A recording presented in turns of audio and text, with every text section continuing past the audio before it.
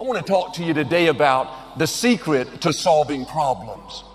We all face challenges and things we're believing will turn around. A child that's off course, a sickness we're dealing with, a dream that seems impossible.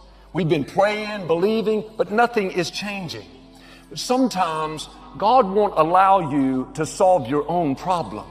The secret is you have to help someone else solve their problem. You have to take the focus off yourself and be good to others in your time of need. As you sow that seed, that's what's going to bring the harvest that you're waiting for. But you'll be tempted to think, I can't help them, Joel. I have my own problems. I need to spend my energy to try to fix my situation.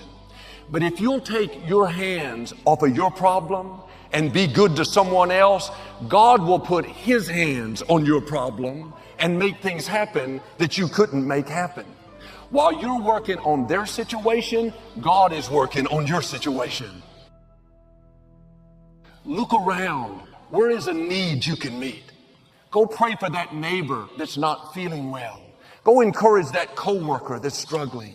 Go help that friend accomplish their dream. As you're helping others, you may not be able to see it, but God is helping you. He's lining up the promotion, the breakthroughs, the healing. You can't sow a seed without reaping a harvest. Proverbs says it is possible to give away and have more.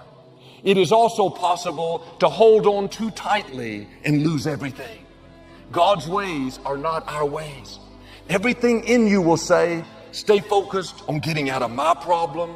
Joel, I can't help others until this problem is solved. No, helping others is what's going to cause that problem to turn around. Giving your time, energy, resources, that's what's going to open the windows of heaven and cause your dream to come to pass. When you make sacrifices to help other people's dream come to pass, God will make sure your dream comes to pass. Don't live only focused on yourself. My goals, my problems, my trouble at work. Get your mind off yourself and go be a blessing. Sow a seed. Doesn't have to be finances. You can sow encouragement. Go visit that loved one in the hospital. Cheer them up. Call that friend and speak life into their dreams. Take that elderly neighbor dinner each night. Make an extra plate for them. That means when you know you can be a blessing, you have the resources to help that person in need. You can teach them the skills that you've learned. Don't put it off. When you help solve their problem, you're not just being good to them, you are setting a miracle in motion for yourself. When you help others, what you give is going to come back to you, but not in the same proportion, pressed down, shaken together, running over. When you're in a difficult time, more than ever, you need to look for opportunities to do good. When your dream seems impossible, find someone and help their dream come to pass. It's good to pray, believe, work hard, but some things are not going to happen if you're only focused on yourself. As you bless others, God will bless you. As you show favor, favor will come to you. When you give your time, your energy, your resources, your talent, you will never end up with less. That is a seed you're sowing that's going to keep coming back to you. I'm reaping a harvest from seeds of obedience that my parents sowed 50 years ago. When you live a life of generosity, making sacrifices for others to come up higher, that's not only going to impact you for the good, it's going to impact your children, your grandchildren. Those seeds are going to keep on producing. Every time you help someone in need, it's not only going to help you, but you are storing up blessings for your children. Every time you help solve someone's problem, every time you make sacrifices to help them go further, you're sowing a seed not only for you to go further, but for those that come after you in your family line to go further.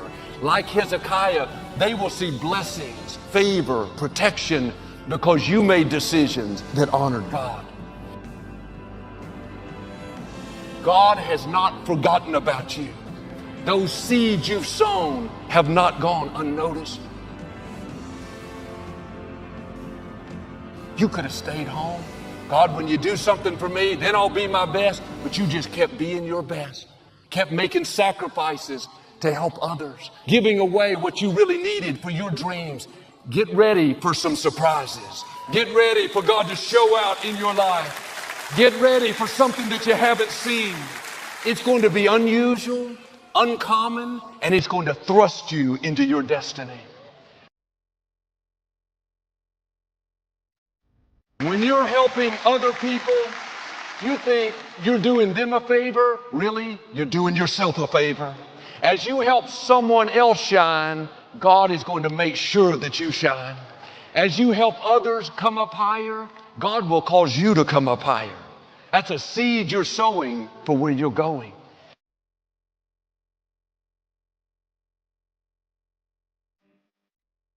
When you're helping others, you think you're just doing good for them, but you don't know what God is up to. You can't be good to others without God being good back to you. You don't know the favor and blessings that are connected to you helping others rise higher. I wonder how much we miss by living ingrown. We only focus on what we lost and how we've been hurt. And God, I've got this big problem. You've got to help me. Go be a blessing. Your miracle is waiting for you as you help others. Sometimes the reason you can't solve your problem is because what you need is found in solving someone else's problem. As you help them succeed, like with Rob and Laura, your son-in-law will show up. Things will happen that you weren't expecting. And I know many of you have been doing this, going out of your way to be good to others, making sacrifices to help solve their problems. Get ready. The camels are coming. What you've been praying about is already en route. I believe and declare those seeds you've been sowing are about to come back to you, pressed down, shaken together, running over.